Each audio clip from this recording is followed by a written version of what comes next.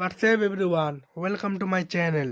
বন্ধুরা, আজ বাঁকুড়াতে body building competition আছে, তো শেষ পর্যন্ত দেখো। আমি রেডি হয়ে যাব কম্পিটিশন দেখার জন্য। তো বঙ্গ বিদ্যালয়ের মাঠে বডি বিল্ডিং কম্পিটিশনটি অনুষ্ঠিত হচ্ছে।